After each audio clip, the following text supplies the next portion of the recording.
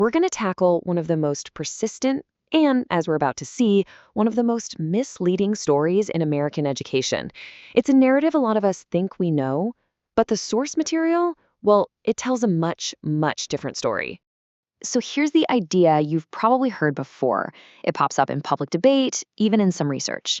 The thinking goes that racial gaps in school performance are in part because Black families are just less involved. It's a simple and very convenient explanation. But what if that simple explanation is just plain wrong? What if we've been looking at this whole thing completely backward? In this explainer, we're going to use the research to flip the script on this entire issue.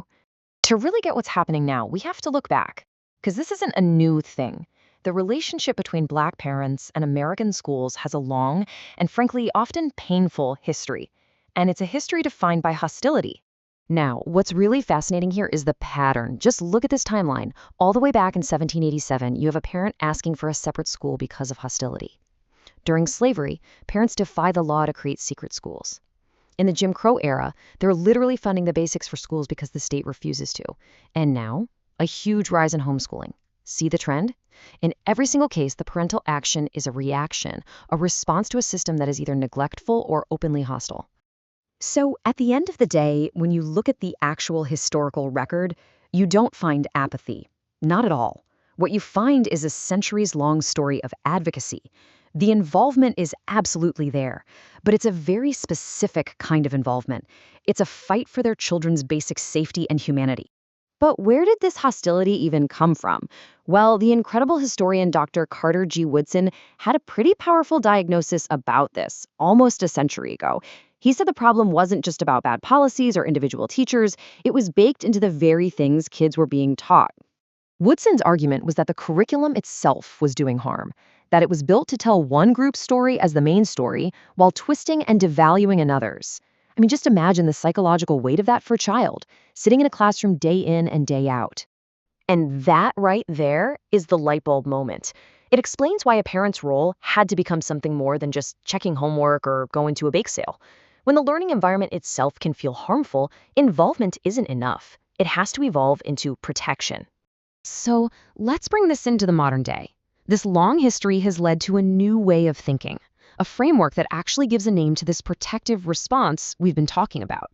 And that name is Black parental protectionism. Dr. Jada Phelps-Moultrie's research defines it as the actions parents take specifically to shield their kids from racism, either racism they're worried is coming or racism their child has already dealt with.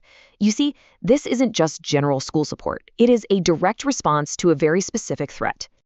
So how does it work in practice? According to the research, it plays out in two main ways. The first part is called racial socialization, which mostly happens at home. And the second part is racial vigilance, which happens both at home and when dealing with the school. Okay, so racial socialization, think of this as the prep work. This is parents at home equipping their kids for the world. It's about teaching them their history, instilling a sense of cultural pride, and really just giving them the tools to understand how race and racism works in our society. Then you have racial vigilance. This is the active, real-time part of the strategy. It's a state of being on guard, of being ready for something to happen. It means being extra cautious and super aware in any interaction with the school. Not because you want to be, but because history and experience tell you that you have to be. I know, racial vigilance can sound a little academic. So what does it actually look like for a parent trying to get their kid through the school day? The research gives us some really, really powerful examples. Get this. One parent described their mindset as having to be on code red. Just let that sink in.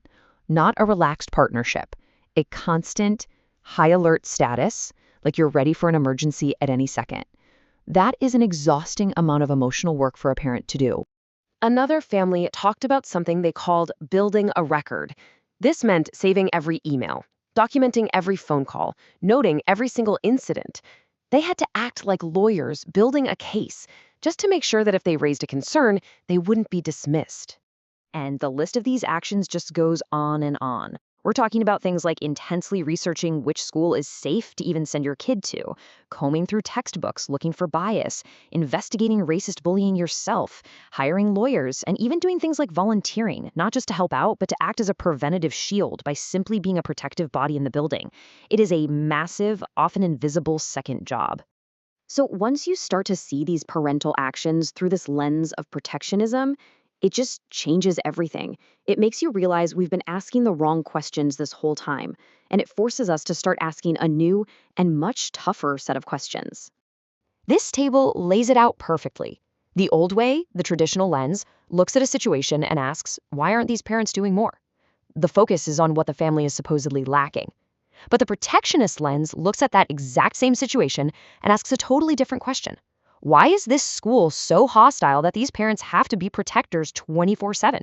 All of a sudden, the focus of the investigation shifts from the family to the school itself. And that is the absolute core of this whole thing. The responsibility, the burden of fixing the problem is lifted off the shoulders of the families who are just trying to survive the system. And it's placed right where it belongs, on the educational institutions that need to look in the mirror and examine their own climates and their own practices. So we'll leave you with this thought.